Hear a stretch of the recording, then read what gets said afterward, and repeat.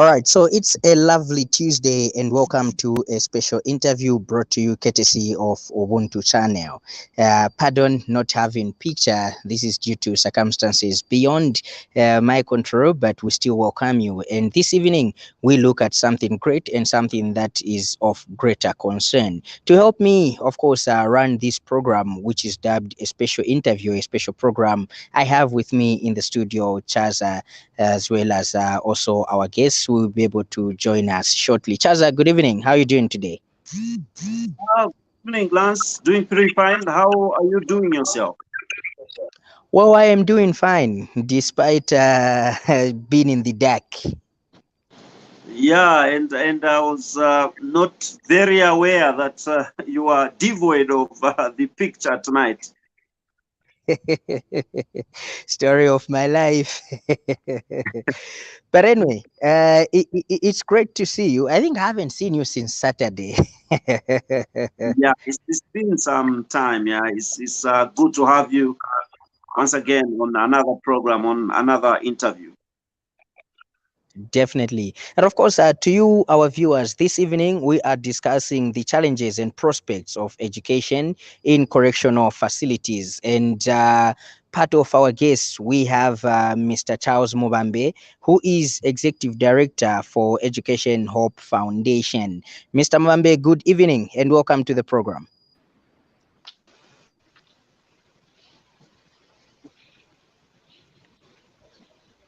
Mr. Mubambe, good evening. Good evening, thank you. How are you? I am fine, thank you. How are you? I'm all right.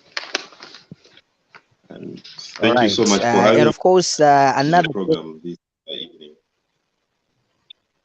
Thank you so much. We also really appreciate that you are a part of the program. Also, to introduce our other guest that will be joining us shortly on the program, that is Comrade Derrick Sinjela, who is a prisoner of conscience. This is a journalist by profession and also a former convict. He will be joining us on the program. And of course, to kickstart the show, Chaza, back to you. Obviously, you are kickstarting in terms of the questioning. All right, thank you so much, Lance. I do appreciate. Mr. Mubambe, I think borrowing from the words that Lance is from using, and I'm prompted to actually, start from there. I'd like you to elaborate, the meaning of a convict, ex-convict, inmate, and so on and so forth, so that we get to know what do people mean when they talk about, a convict or ex-convict or inmate. What do these terms, mean? Okay, so when someone offends the law and then they are found guilty and then they get into a correctional facility, we say that they are convicted because now they are within the the confines of government. The legal custodian of their well-being is under government, so they become a convict. It's the same way to give respect to people who are called convicts. Instead of calling them convicts, a respectable word could rather be an inmate rather than a prisoner. An inmate is looked at as someone who's undergoing a reformation and rehabilitation process. So we give them that to help them uh, belong to society. That name, it's there so that at least they're able to identify with society. There are certain words that are not supposed to be used. I'm sure you've come across people that are traumatized, and when you mention certain words to them, it's like it brings flashbacks to them. So we will get to historically how the prison name was changed to correctional facility, but I will explain to say a convict is a person that is under the custodian, the hands of government in a correctional facility. And then an ex-convict is a person that has been reintegrated into society at the point of release into society. That's an ex-convict. Okay, thank you so much. And you know, my leading question will be: do we have, you know, an integration of you know, ex-convicts into society, or do we have, you know, some sort of rejection? Because I think observedly we can see that you know, ex-convicts are somewhat maligned, you know, marginalized, and also discriminated because society is seemingly rejecting them. We have seen even in the way, you know, employers would actually, you know, advertise if they want to employ, they say they do not want anyone with a criminal record. What do you say about this? You know, reintegration into society is something that is very difficult for most inmates because when they get into society, they are looked at being the same people that they were, and there are other people that reoffend and then they recidivate. To recidivate is to reoffend, and then you get back into a correctional facility, you go back to prison. So there's this stigma around them, which really isn't playing well because, as you are aware, even in government, for you to get a government job, you have to have your fingerprints cleared. So these are one of the things that us we are working on as Educational Foundation to ensure that this kind of stigma is removed. But again, when it comes to stigma, I think it's about like these kind of programs that we're having this evening. We get to talk about it as a family. We get to see the value in them being in a correctional facility and reintegrating into society.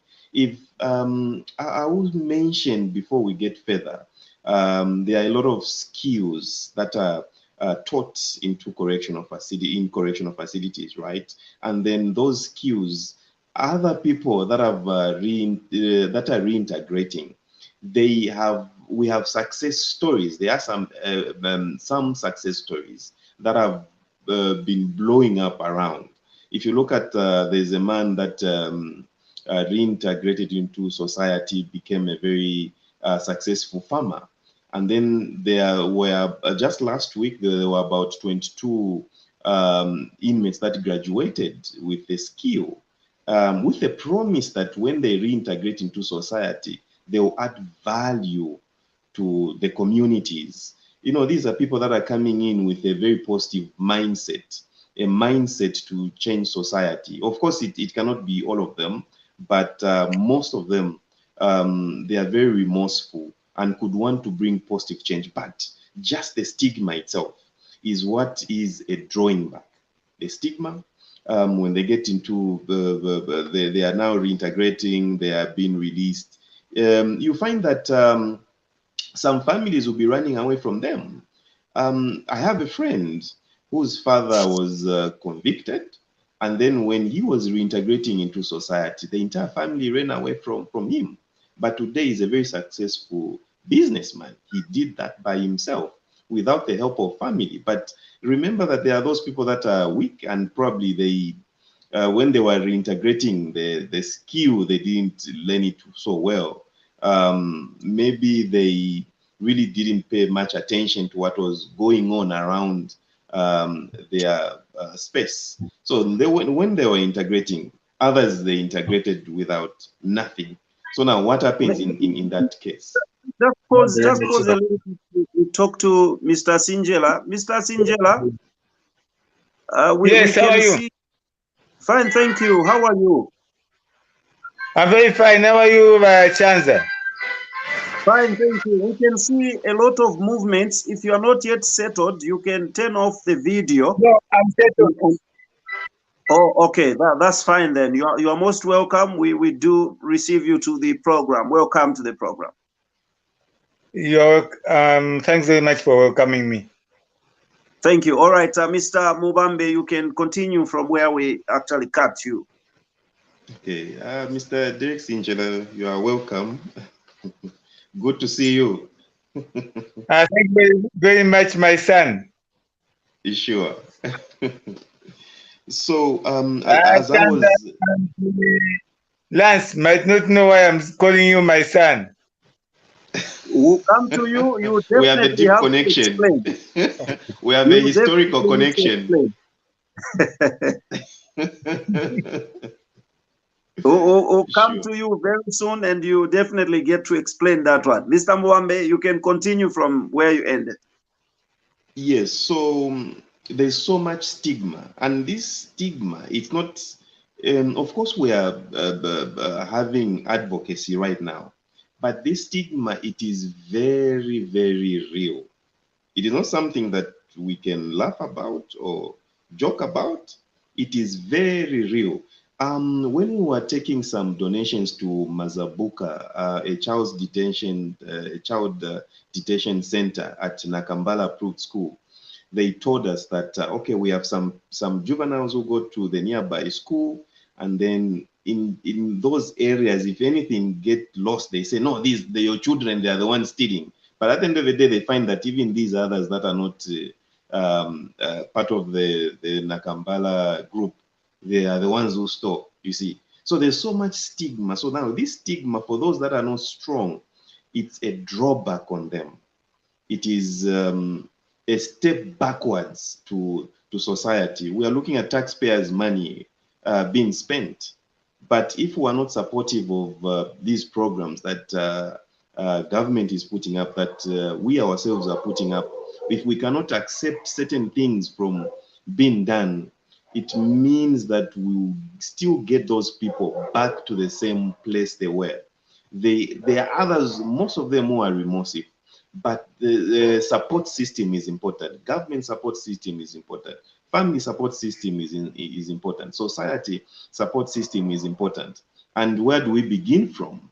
We begin from removing the employment requirement of no crime. We begin from there. There should be a system that should be put in place so that others who are qualified, who have undergone training in correctional facilities, can have an opportunity to give back to society what they experienced in a correctional facility. Well, thank you so much, Mr. Mubambe. Now that we do have, Mr. Derrick Sinjela here, who happens to be, practically have been in prison, and, he's right into society. Would like to find out, what are some of, these discriminatory, challenges that he has faced. Mr. Sinjela, tell us, how's been your experience in terms So of integration? thank you very much for the opportunity to host me for the first time on Ubuntu. And my friend Simon Said Ganda was teasing me the moment I was saying, no, but when you step up with Lako, why is a copa Ubuntu? We have a Pan African radio. So now to be informed that I'm on Ubuntu today is that tomorrow I'll be laughing. I'll be laughing to the bank when I go to meet him. Well, to respond to your question, I would say that just like he has said, my son has said, it is about stigma. You know, the way we used to look at people, actually those that were diagnosed with TB, tuberculosis, they would find that in the household, they would put food aside and they would have plates, a dish, even blankets, even a room set aside for that person. Even in the chair in the sitting living room, the person that is diagnosed to be suffering from tuberculosis would not be allowed to be in the main living room. He or she will be confined. It's like ostracized. So, in like manner, if I can bring it fast forward to the HIV and AIDS situation, when people thought HIV was a death sentence, it was suicidal. Other people were even standing away from knowing their status. Because once your status was known, even by your spouse or your child, you'd be ostracized, you become like, if you can recall again, during the time of leprosy, you'd be confined to the theater within your household, where people would be sending away from you. So there's this, I think it's out of ignorance. Although somebody who taught me law, Dr. Ovas Banda, former treasurer at the Law Office of Zambia, said that it's ignorance that makes people do certain things or behave with certain characteristics. Many people think that us who are of that record, which think that it's a bad record, it's actually a good record because speaking for myself, had I not gone there, I wouldn't have known vulnerability at its worst. So now I understand vulnerability. And also to cut the long story or explanation short, is because them other people think that they are immune from being like in my state. I've said this time without number that we are all potential prisoners. Every one of us, we are all potential prisoners. Even the people, four of us here, who are hosting this show, if the government wanted to clamp us, that we are sharing things that are not in good taste, or that are not trying to frustrate the government or want to stage a coup d'etat, would be locked up and they would be accomplices. One of us who would be the first offender, then you host will be second offenders, then ourselves with my son would be the third respondents. We understand law from that perspective. So yes, there's this macho-like manner by people. They think that they must study Now, and prison. Mr. Sinjela, sorry to cut you short. Now, we want to find out from you the time that you were released. Maybe you served the whole sentence and you came out of prison. How was it like for you to integrate back into society? Were you received or were you rejected by your relatives, by society? How was it like? Well, in a sense, I can say that it has not been 100% acceptance. Because I usually see each time I post something or say something or do something, people always say, ufuna kubwelela mu, suna la pili. So, be a little bit measured. That is the counsel they give me. So when that I've been joking that I was more freer in prison than I am outside. Because here there is a lot of policy. People are always very uneasy. They think that whatever I do, they look at the past. So and when I make any comment, for example, I just speak like a journalist. I said, no, what HH has done is good, but he should have employed all the teachers that are supposed to be teaching, not just employing 30,000 plus 400 teachers and you want to be clapping hands for somebody. I say, no, that's a drop in the ocean. We need to increase number of job opportunities. Had HH employed all those 100,000 plus teachers that are running the street, then vulnerability will be eased. Vulnerability will be reduced, and the poverty, even susceptibility to committing crime would be reduced. Okay. I hope I've answered the question. Yes, yes, indeed. Thank you so much. We actually do appreciate. Mr. Mubambe, back to you. Why is it important to provide education in these correctional, facilities? Okay, thank you for the question. Um, Education is very important. It's very important. They say education is an equalizer. Education is the most powerful weapon that can change the world. But when it comes to education in correctional facilities, it is a tool that is used for rehabilitation, reformation, transformation. Why is it so? It is so because, change happens in the mind.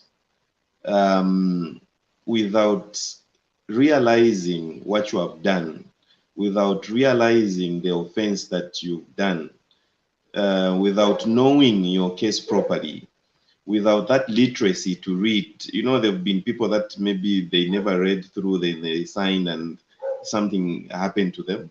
So because of illiteracy. So that education, it's like it clears, it brings enlightenment to their minds, that the transformation that is required for someone to change, it all has to begin in the mind.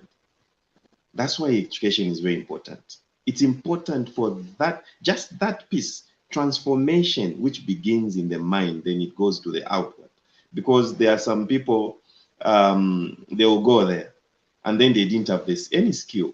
But because of the time they've spent with others who know the skill properly, they are going.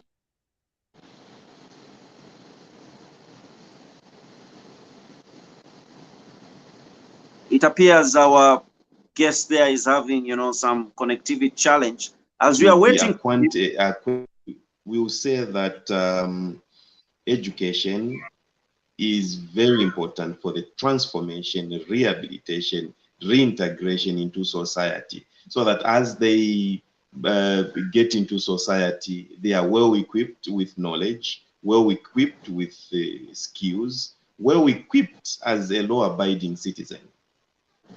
That's why it's very, very, very, very, very important. Very important. And like my father said, you see, education in correctional facilities is not really supported that much. The education that happened there is peer-to-peer kind of education. If you convict someone who's doing business, and then they are going to be instructors to teach business. If someone knew a bit of mathematics, then they will be the ones to spearhead, to instruct that kind of education. So you find that the 30,000 that were employed, they are not a part of the correctional system.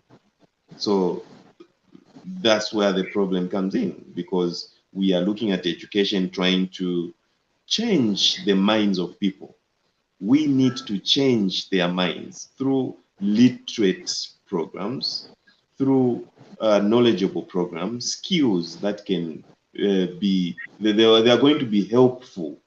Imagine an ex-convict and they come out and they're paying VAT. I mean, what could make them not to have businesses? To be like, to belong like any other person. To belong, to be a citizen with equal rights, not just rights on paper, but rights in practical sense. Because you have saved 5 years, 3 years, 1 year, you have saved your term and it ends there. And then a new chapter begins. So education is going to assist all these kind of challenges when it comes to reintegration. all right. Thank you so much, Mr. Mubambe. Lance, you've been there, quite unutilized for some time. Let me throw it to you and ask a couple of questions. Whoa, okay. Thank you so much, Chaza. And thank you so much to also our guests. I'd have been there and utilized. Well, okay. I would lie if I would say that I am up to speed with where you've ended. But I think I would like to start in this way or with this one. Um, of course, you started by defining who an inmate is or what an inmate is. Now, in maybe getting to at least put modernize on that, like the Prisons Act, chapter number 7 of the laws of Zambia, it states that every prisoner has the right to education and library facilities. So you, Mr. Mubambe, who is running Education Hope Foundation, what is the current state in these correctional facilities? Do these prisoners have or highlight or celebrate this right to education and library facilities? There is a bit of education happening. I will not say education. I won't say that everything is happening. I will say there is a bit of education happening where there are people that are doing GCE, grade 12, other grade 9, adult education here, there happening. But I can't say that it is quality education because you find that certain facilities are not in place. ICT equipment, you find that overcrowding disturbs those that want to study for grade 12.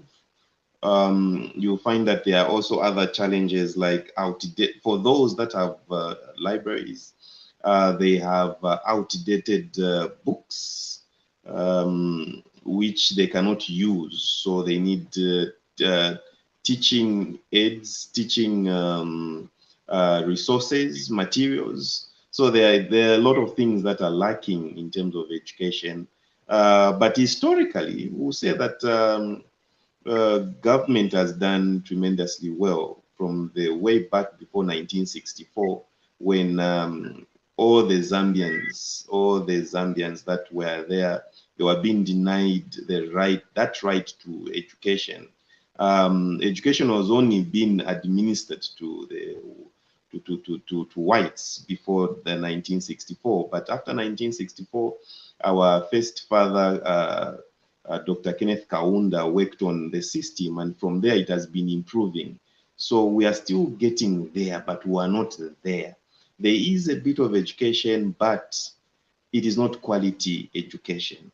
It is not education that you can compete with Nigeria. If you look at Nigeria, they have separate schools only for correctional facilities, schools only for that particular center. There are other countries that are doing fine, like South Africa, in terms of putting up certain facilities in place. You know, I think the challenge that we have in Zambia is to understand what a right is. I think a right is like breathing. You stop breathing, then the right stops existing, because we have all these rights enshrined, but they are not really that forceful, because you need to hold someone accountable why certain things are not being in place. So I will say that there is a bit of education, but it's not quality education.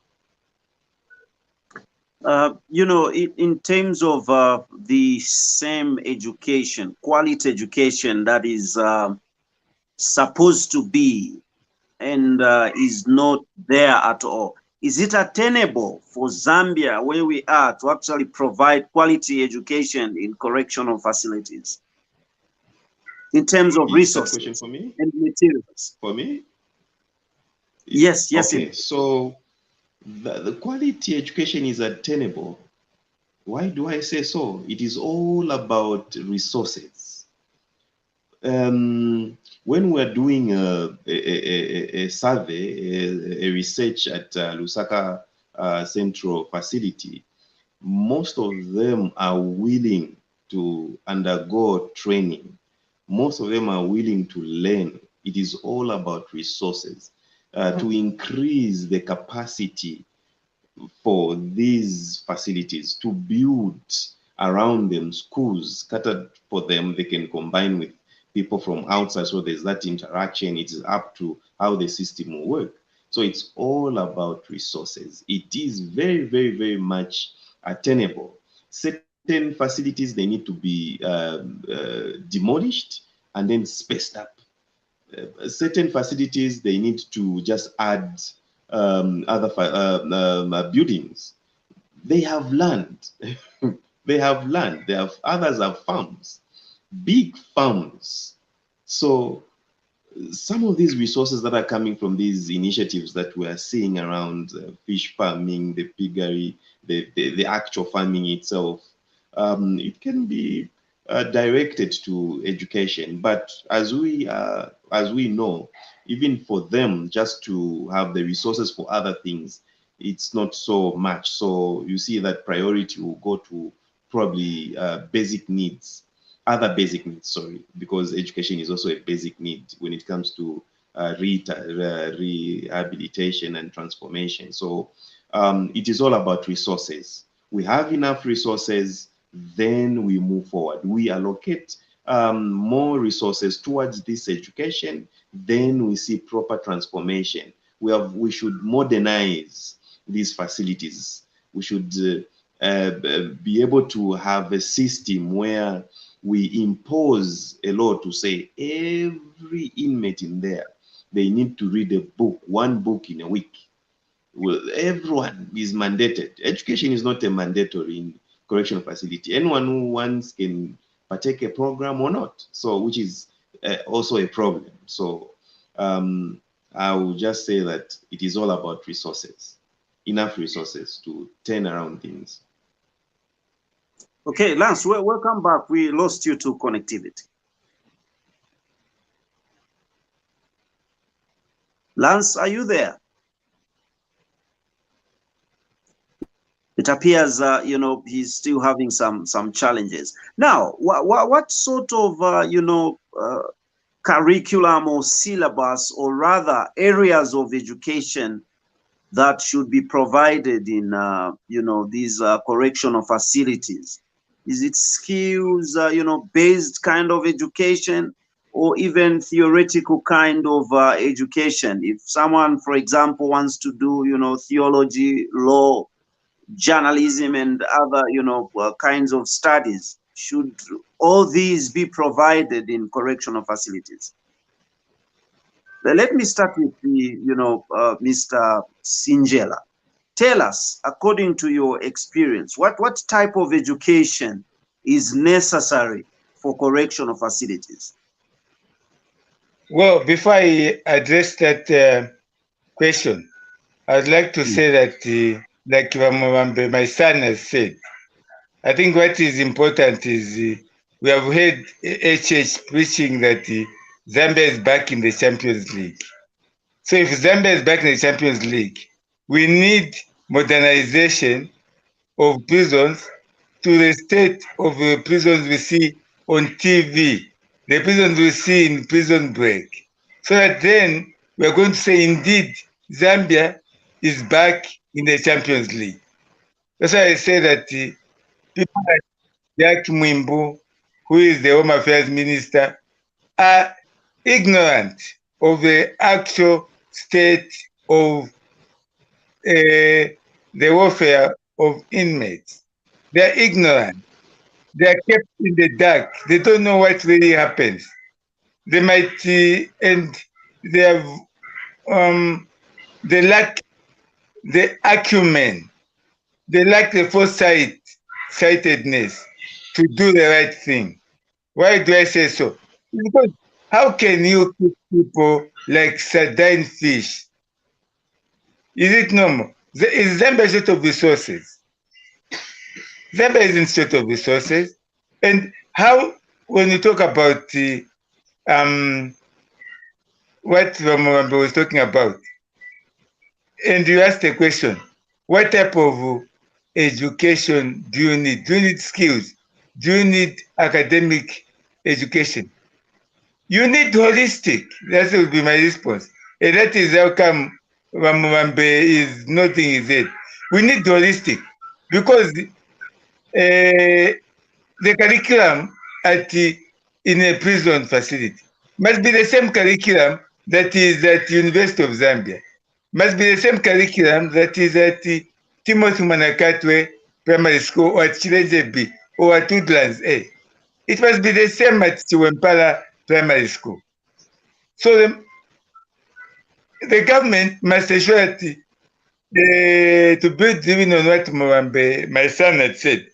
Even I'm talking about the fact that we are underutilizing HH. HH has the capacity to employ all the teachers, so that these teachers that are roaming the street, some of them will be teaching in these correctional facilities. Because now what happens, like Mubambe said, is an inmate who has knowledge in maths or in English or knowledge in mechanics who goes to teach.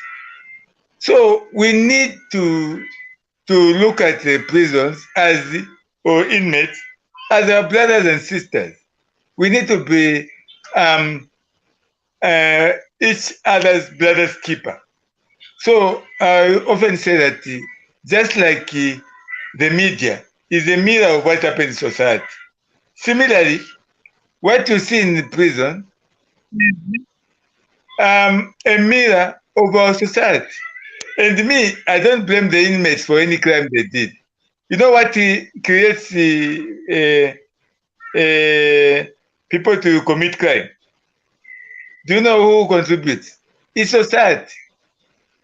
Because society has not provided a conducive environment in which people can survive and excel. So it is always imperative to underscore the fact that Zambia has capacity to improve the status of inmates. And Mubambe was even perhaps being economical when he said that it is there's some semblance of education. None at all. Because letting the cat out of the hat, you find out that there is no budget line for provision of education facilities. Correctional facilities, just a deliberate attempt by the prison authorities themselves, just as in-house.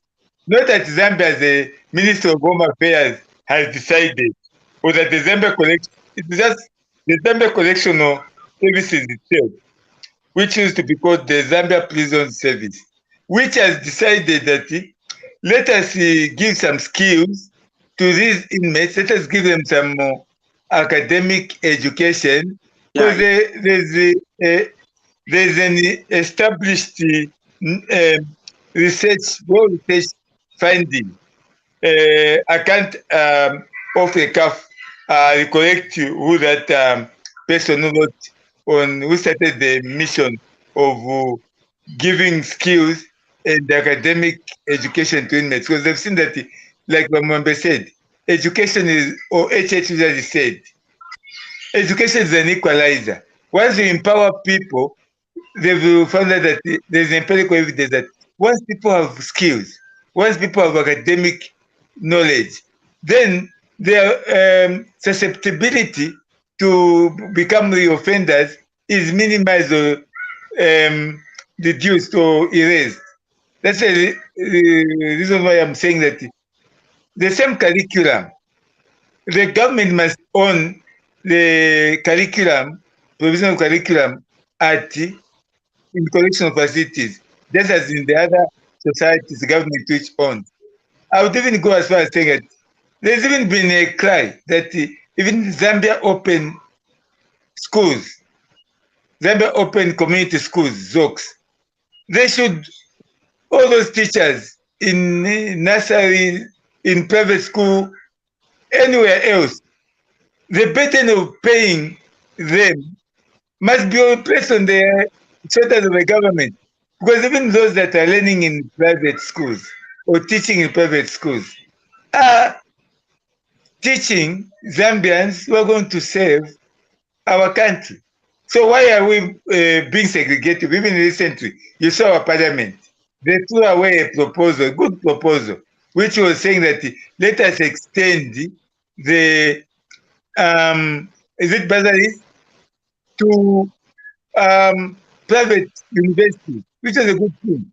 Had that been done, even the inmates would have had an opportunity to access a similar empowerment scheme. Because, like in decentralization, I know that you would Mr. listen, Sinjela, like without putting a Mr. budget Sinjela, line. Mr. Sinjela, allow me to cut you short. It appears you have a lot of data. You have actually given us, a milestone of, data. Just keep some, reserve some. Let's get back to Mr. Mubambe. Then we'll certainly get back to you. Mr. Mubambe, the same question, the kind of education to be provided in correctional facilities. Should it be skill-centered or, academic, as it were, theoretical, as it were? Or should it be, both? Okay. The education that is administered, it is called correctional education. Correctional education is any form of education that is administered into correctional facilities, right, to the inmates. So the word correctional education is coined with the different kinds of programs, skills, tertiary, psychosocial counseling, psychology, spiritual health. So the education that needs to be administered, like Mr. Sinjela has mentioned, is all kind of education as much as possible. It has to be administered there. We shouldn't choose. People that go there, they have the orders of a national registration card, which give them the right to enjoy education, the right to health, the right to vote. Recently, they voted. So there are just certain rights that have been removed from them. The right to probably express yourself, movement, and these others. But there are these other rights that needs to be enforced. So when it comes to education, the education that every normal Zambian is enjoying rather from the outside must be enjoyed inside. We've seen other countries like America. There's this other man that was sentenced for quite many years, and then he decided to take up a law program, and then he had masters in law. And then when he looked at his own case, he saw loopholes, and he was able to defend himself, and then won the case and was paid a lot of money, billions of dollars, for being held convicted wrongly. So we're talking about this kind of education, the education that will be able to help inmates. I will let you know that correctional facilities, like in Zambia, they enjoy these skills differently. You find that this correctional facility, there's agriculture, this one there's livestock, this one they're doing a bit more of these skills. So it's all different, very different. So we all have to understand that they really, really, really have to enjoy the same kind of education that we are enjoying. Must be the same kind of education they are enjoying. They must be given the freedom to decide their career path. They must be given a freedom to see which kind of future they want to build. Education must be the hope for them, the hope that they see. If others, they didn't have that hope to dream bigger, this should be a chance for them to dream bigger. I think sometimes what makes people to do small things that are so annoying, it is because they're not dreaming bigger. So So if we help them to open their eyes, they become carpenters. We open their eyes, they're into doing electrical, wiring other people's homes. We open their eyes to know how to farm. They didn't know how to farm. Tailoring and designing, they become designers. They're able to build mansions. They have construction companies. They do fish farming. They become fish farmers, and then they produce and take it to these big outlets. So that is the kind of education that we want for them. Education that will transform their mind. They should be able to do law and guide others not to do. They've been other people that, they do law, and then they register an NGO. They have a educational foundation. Then they go around sensitizing, telling people not to go back to recidivate or not to offend because it's not good. They advocate for those that are wrongfully convicted. Because they understand the system. If you hear from Mr. Sinjela's testimony, you find that it's a system that has to be changed and improved. Yes, we are talking about looking at the curriculum to say, okay, the education curriculum, there's a lot of theory, let us put it practical. We must also include this population. This population must join this journey of curriculum change. In 2004, government introduced DEBs. So when they introduced the DEBs, that is the time that the resources were now brought down to district level. And then at that point, they cut off all correctional facilities from having teachers, from having educational resources. So as we speak, the Ministry of Education is not really involved into correctional facilities, like Mr. Derrick Sinjela mentioned.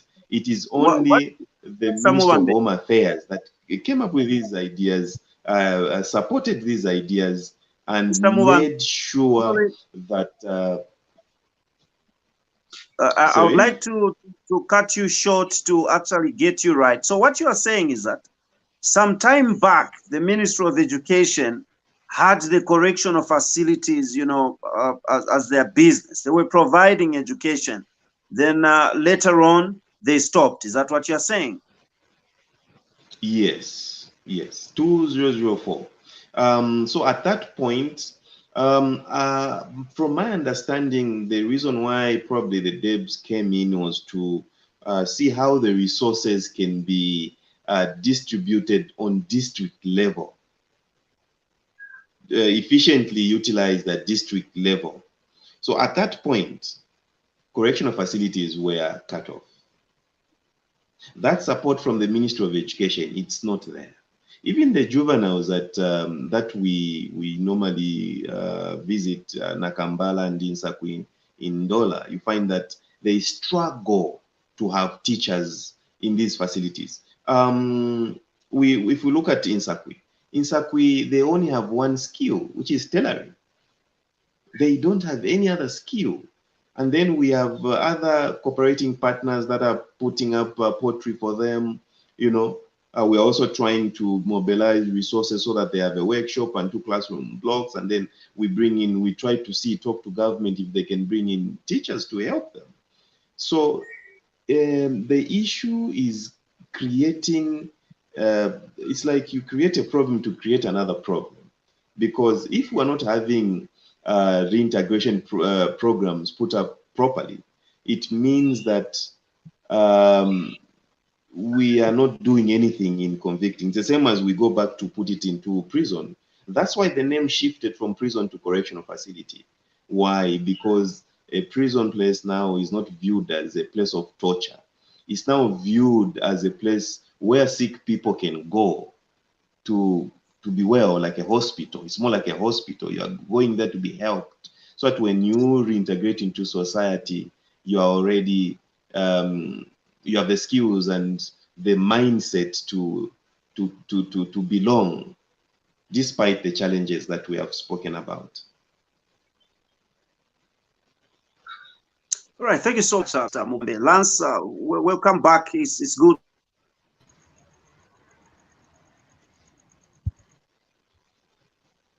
to have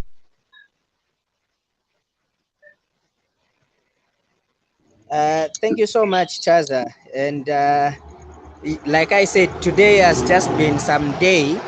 But anyway, let's get to. I think the other question that I have for both Mr. Mubambe as well as Sinjela, who is a former convict. Like, do we have adequate teaching, learning, and training materials as well as government fundings in these prisons and correctional facilities?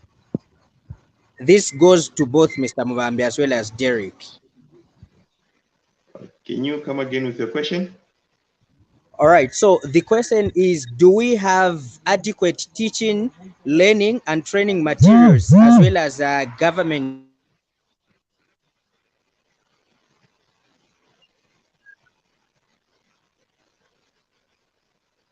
correctional facilities? Funding.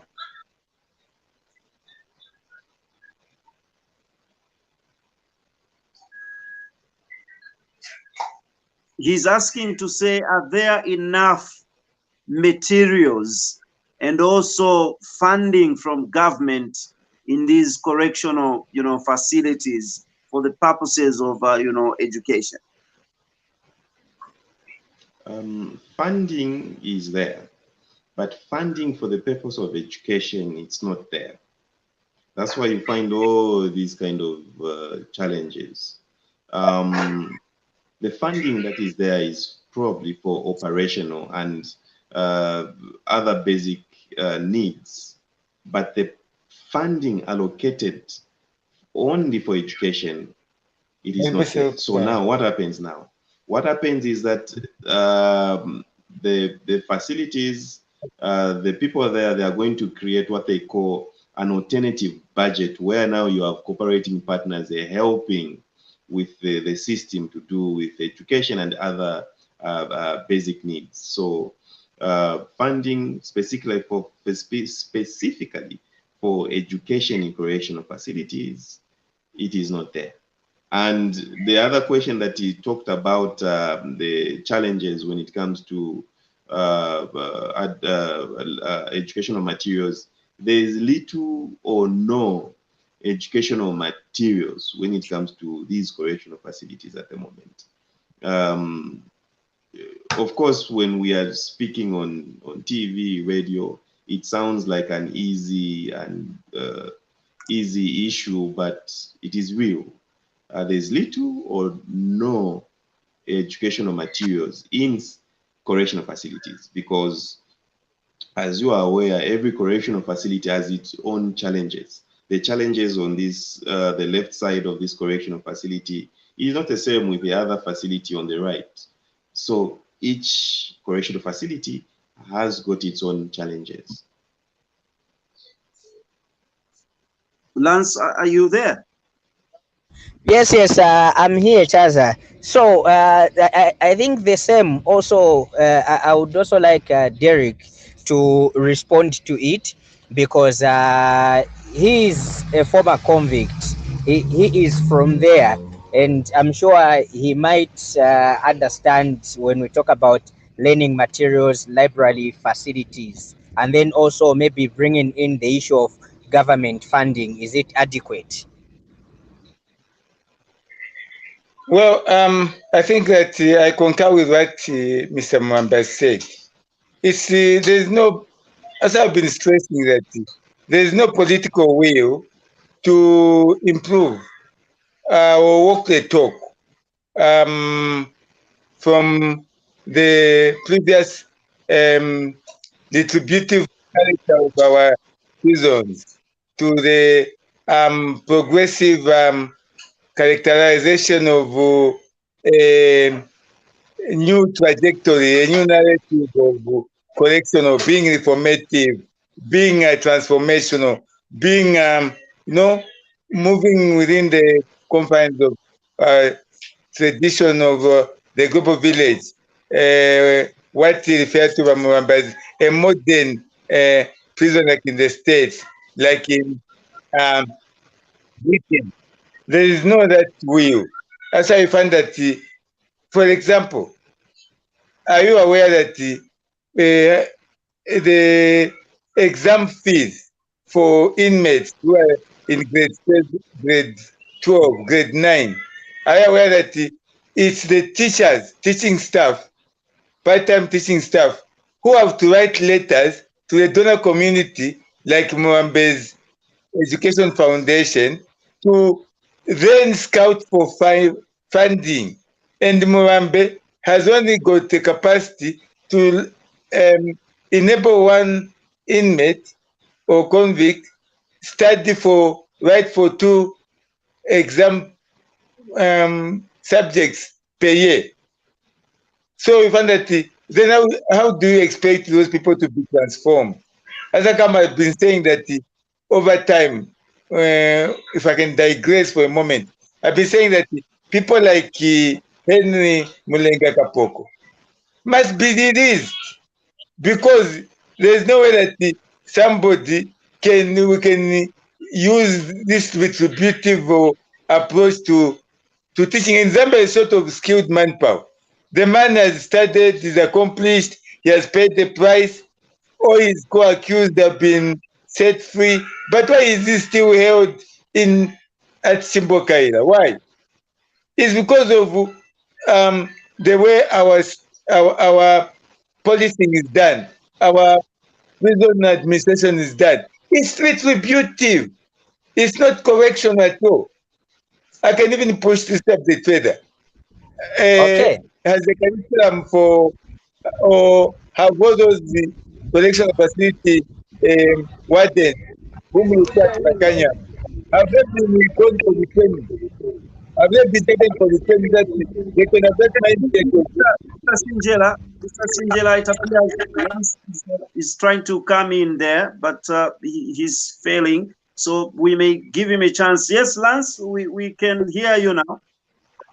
Okay, thanks. Now, I wanted us to, after identifying that these are the problems that we have in terms of attaining proper learning or library facilities in these correctional facilities as well as prison, then what is the probable immediate or long-term solution to see to it that we have this Prisons Act, chapter 97, getting adhered to? I think let me start with Mr. Mubambe, looking at the fact that he runs an organization that is somehow looking at the welfare of the prisoners or inmates in correctional facilities. Okay, so for us to have a long-term change or transformation as a society, I think it has to involve political will, like Mr. Sinjela has mentioned. Without a political will, it is very much difficult to bring in that change that we seek. Okay, so this is something, at least, that I've seen that the president also assisted in distributing blankets and mattresses around correctional facility. I think it begins from there. It begins from our society to come to that realization that the people that are reintegrating need help, and that help is settlement. They need to settle. They need to be accepted. They need to not to be condemned. They need to look at home being home, not to look at a correctional facility as home, as a place where they belong. So it's really a lot of work, Mr. Lance. It's a lot of work. But as Educational Foundation, our fire begins with the 1,000 scholarships from Supershine University, and we are just awaiting for the signing of an MOU between Supershine University, Educational Foundation, and Zambia Correctional Service. That is where our fire will begin. Even the advocacy for the removal of the stigma for no criminal record for those that seek employment in government, it will begin from there. We ought to do a bit of campaign here, there, especially against the stigma. But if we are looking at everlasting solution, I think we need to have a political will. We need to increase budgetary allocation to correctional facility, and there should be a provision for funding from government for correctional education. It shouldn't be alternative budget. It should be the budget that is coming from government. Now, certain people will ask to say, but why spend so much money? I've been on programs where callers come in and they're saying, but why do you want to waste taxpayers' money? These people, they did bad. But look, we also have to look at public safety. If we want to be safe, this is the only way that we can help those people that are sick, the people that need help. They must undergo transformation, and the same cost to rehabilitate them it could be the best gift that can be given to society as they reintegrate. They come.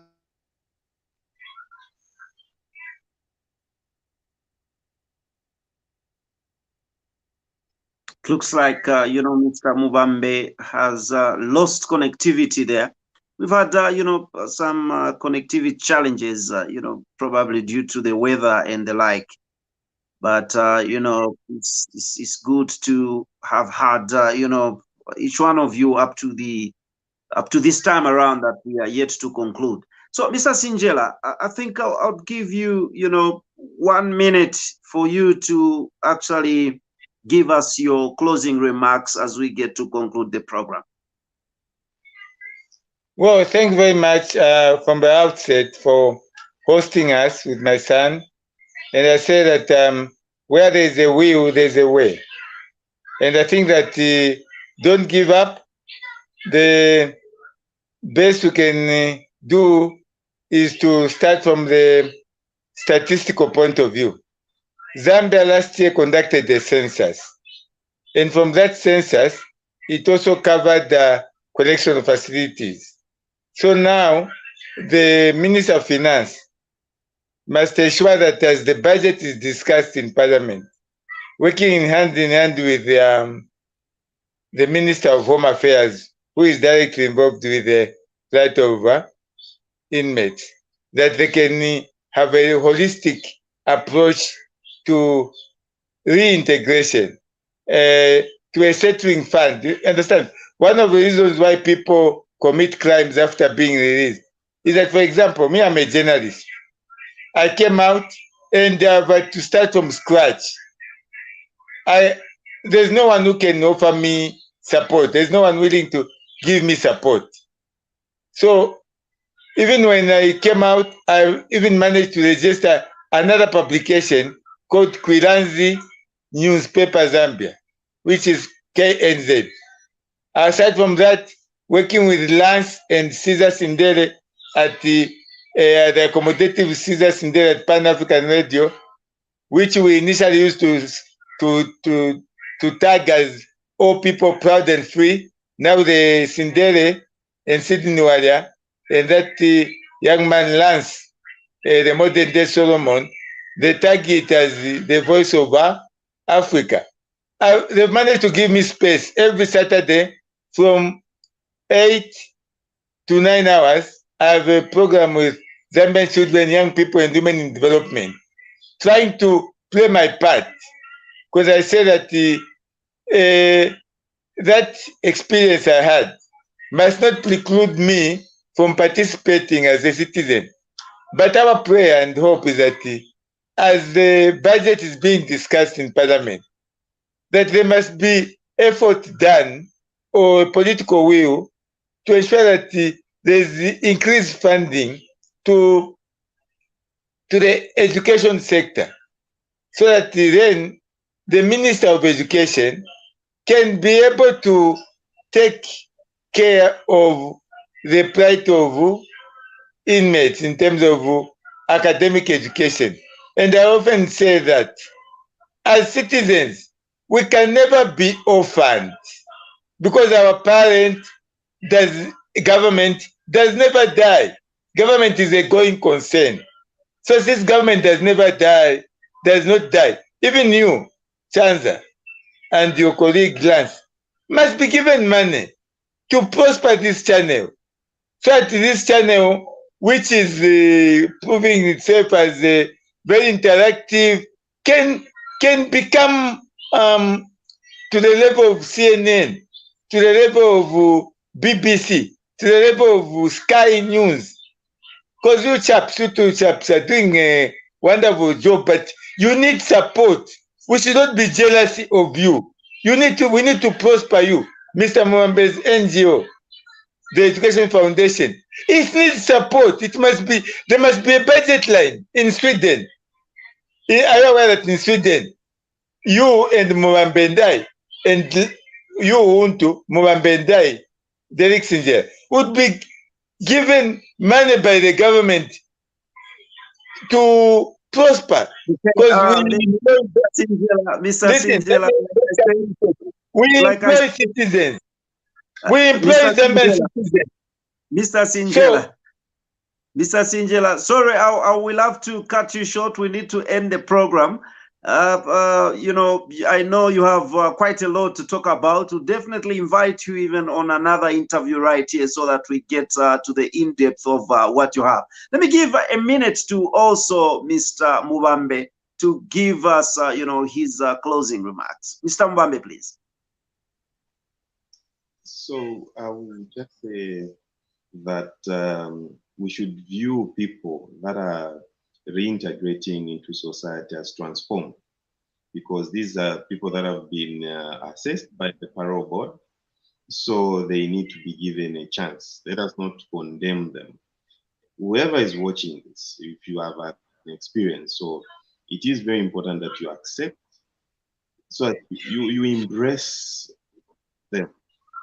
If it's your brother, your sister, your relative, whoever it is, just embrace them and ensure that you make them feel so comfortable to belong to society so that they contribute positively to your family. So I would say thank you so much for the opportunity, Mr. Chaza and Lance. I appreciate so much. Thank you. Thank you so much, Mr. Mubambe there and Mr. Sinjela. We greatly appreciate, you know, your time coming here to Ubuntu channel and be on this special interview. We greatly appreciate, not forgetting the viewers out there, the listeners. We do appreciate. Till next time, we are saying God bless you all. And thank you so much to our IT guys there, CJ and also Emmanuel. Thank you so much. Good night.